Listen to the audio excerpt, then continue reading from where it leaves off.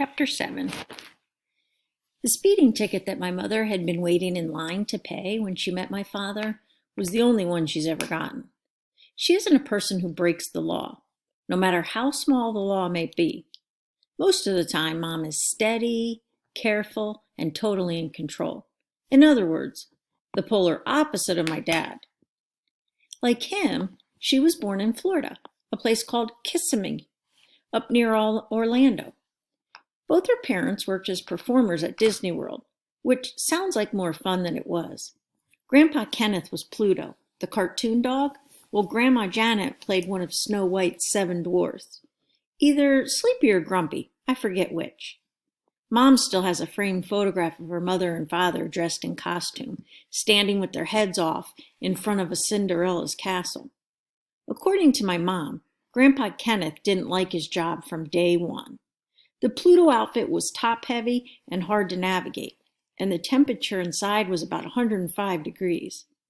The tourist kids would poke Grandpa Kenneth in his ribs and pinch his nose and yank his floppy ears, but he wasn't allowed to say a word. That's because Goofy is the only Disney dog character who talks. Pluto just whines or yips. So when the kids started hassling Grandpa Kenneth, all he could do was bark or shake his head or wag his paw, which almost never worked. One day, he just snapped. That's Mom's word for what happened. Some brat yanked once too many times on his tail, and Grandpa Kenneth spun around and punted him halfway down Main Street, USA. The kid's family sued the Disney World for some insane amount of money, but by then Grandpa Kenneth and Grandma Janet had already packed up and moved to Moose Lick, Saskatchewan, where they opened a snowmobile dealership and never laid eyes on another tourist. We've gone up to visit them 2 or 3 times, but they refuse to come down to the Keys. Grandpa Kenneth is sure that the Disney people will have him arrested if he ever sets foot in Florida. My mother returned when she was 18 to attend college at the State University in Gainesville. She was on her way to becoming a lawyer when she met a guy and got married and dropped out of school. The guy turned out to be a knucklehead, Mom's word again, and after only 2 years, she pulled the plug. She was driving to the courthouse with the divorce papers when she got the speeding ticket that led to her meeting my father. They got married the day after her divorce was final. Whenever Dad starts telling that story, my mother goes to stack the dishes or fold the laundry. She doesn't like anyone bringing up her first marriage in front of us. I know that Dad's crazy for Mom, but sometimes he's totally clueless about her feelings. Abby gets frustrated and tells me to talk some sense into him, but what am I supposed to say? Better shape up, Dad. Remember what happened to the last knucklehead she married? Even if I said something, he wouldn't take it seriously. He'd tell me not to worry because Mom was his, quote, biggest fan. My mother had a bad habit of overestimating his charm, and also my mother's patience. When I got back from the trailer park, she was standing in the driveway and talking with Mr. Shine, the lawyer. I waved and hurried inside the house where Abby was waiting to fill me in. I was right, she said. They're going to ask a judge to decide if Dad's a certified wacko. But he's not, I protested. The point is to get him out of jail, even if he doesn't want to leave, said Abby. The judge can order him released so he can get tested by some shrinks. That's the new plan. Does Mom think Dad's really a nutcase? Noah, you're missing the big picture. Did she tell you all this, or were you spying on her and Mr. Shine? No comment, my sister whispered. The good news is I didn't hear the D word, not even once. Excellent. I decided not to mention that Mom and Mr. Shine had gotten real quiet when they saw me riding up the driveway. So what did Lace Peking have to say? Abby asked. Or was he crashed out on the floor again? He wasn't even home. I was right, huh? He chickened out of the deal. His girlfriend thinks he skipped town, I admitted, but she promised to help us nail Dusty Muleman. Oh, please, my sister sighed. Earth to Noah, It's a lost cause. No, Abby, it's not. She eyed me closely. You're not done with bad news, are you? I can tell. All I could do was shrug. Dad's going to be on TV tonight. Why? For what? He gave an interview to Channel 10 at the jail. Oh, brilliant, Abby said, and she sank into a chair. She and I were worried about the same thing. What would Mom do when she saw my father on the 5 o'clock news? How much does a new television cost? My sister asked. Too much. I already thought of that. A baseball would do the job, she said. I could tell Mom I was tossing it around the living room when it accidentally, on purpose, hit the TV screen. I'll take all the blame. Come on, Noah. How about it? I got a better idea, I said. One that wasn't so messy. Shortly before the news was supposed to come on, a hideous scream arose from my sister's room. Even though I knew she was faking it, Abby's yowling still gave me goosebumps. She could make a fortune doing horror movies if she wanted. While Mom went running to see what was wrong, I slipped out the kitchen door. I grabbed my fishing rod from the garage and dashed to the corner of the house where Dad had mounted the TV satellite dish. It took me only 3 casts to snag it with the bucktail. I jerked hard, and I kept on pulling until the dish rotated toward me. Then I clamped down on the spool of the spinning reel and backed up until the line snapped. When I went back inside, there was Abby, sniffling on the couch in the living room. Mom sat beside her, pressing an ice pack on the back of her head. She fell off her bed, Mom reported sympathetically. Is that all? I said. It sounded like she was being boiled alive. Noah, Mom scolded, and instantly my sister started bawling again. Abby could cry at the drop of a hat. I avoided making eye contact because I knew we'd both break up laughing.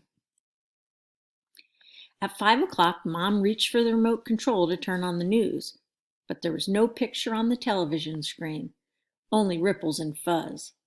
Mom switched to another station, and it looked the same. What's wrong with the set? She muttered and began clicking through the channels. When I snuck a peek at Abby, she gave me a congratulatory wink. The TV wasn't working because the satellite dish was no longer pointed up at the satellites. It was pointed at the ground. Eventually, I'd have to explain how one of my fishing lures got hooked on the dish.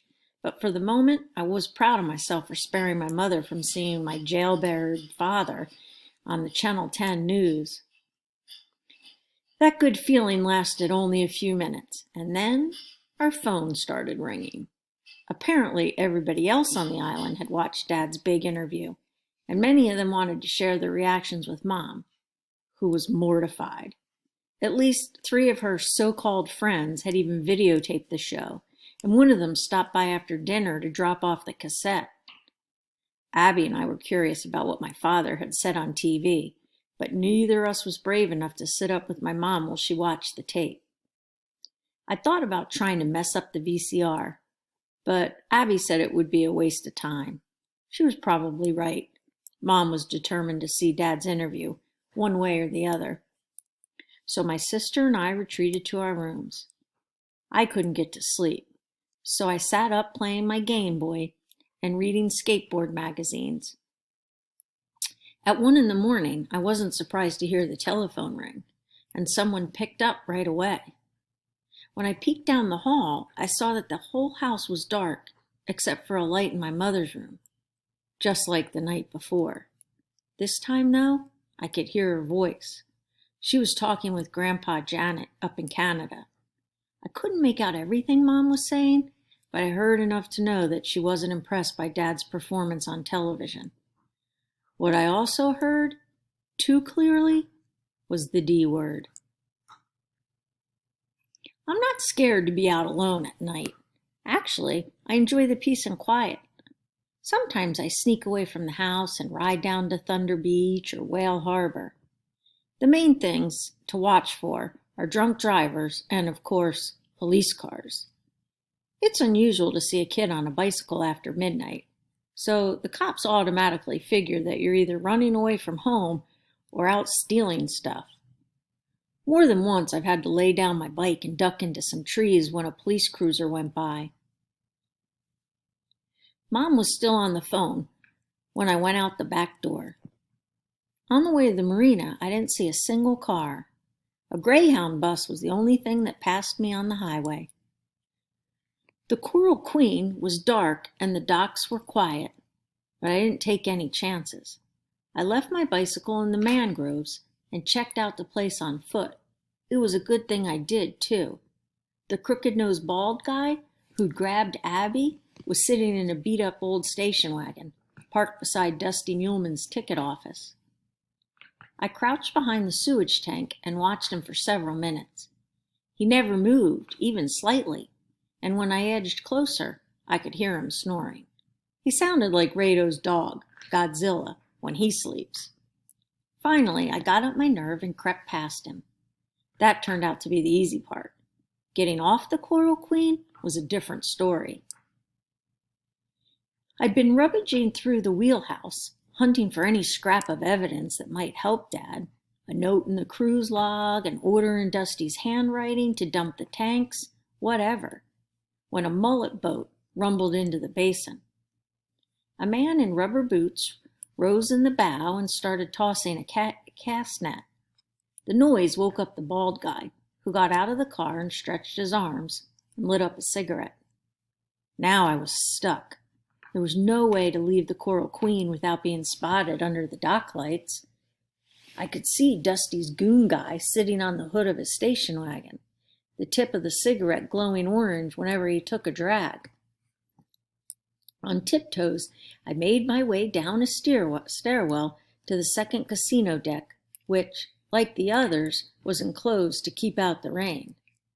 I snooped around until I found a rack of poker chips that the crew had forgotten to lock away. I carried the rack up toward the front of the boat and opened one of the side windows. I waited there until the mullet netter motored out of the basin and the marina was quiet. Then I reached out the window and dropped the poker chips. They made a very impressive racket, clattering on the hard deck and rolling in 100 directions. The bald watchman tossed his cigarette, slid off the hood of the station wagon, and headed for the Coral Queen. He was bounding up the aft stairs as I was sneaking down the forward stairs. When I heard his heavy footsteps on the deck above me, I hustled to the stern, stepped lightly on the gangplank, and then bolted for cover. I made it as far as the sewage tank, where I huddled in a shadow and tried to catch my breath. My heart was beating so hard that I thought my chest might split open. Behind me, I could hear Dusty's goon cussing and kicking at the spilled poker chips. When I looked back, I saw him moving through the gambling boat and shining a flashlight. It seemed like a fine time to run away. But as I rose to my feet, a car came bouncing down the dirt road toward Dusty's dock, a police car with its headlights off. Immediately, I dove back to my hiding spot, which would have been a nifty move, except I banged my head on the sewage tank. The pain was ridiculous. At first, everything went bright, like a starburst, and then suddenly, it was as black as a tunnel. My skull was ringing like a gong.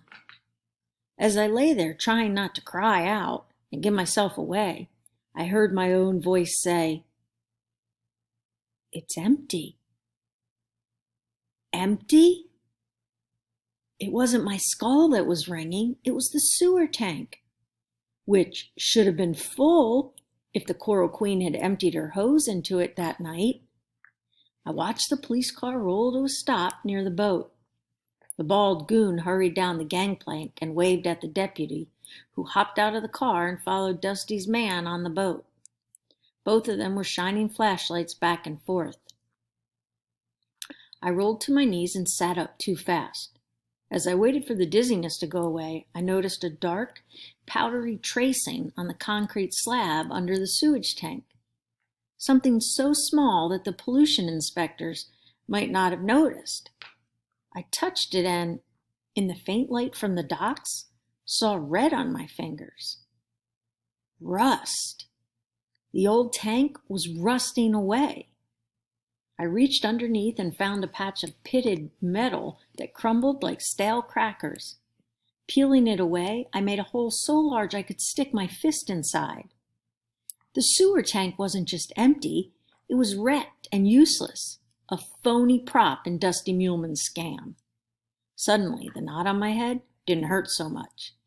I stuffed a handful of the rust into my pocket, and I took off.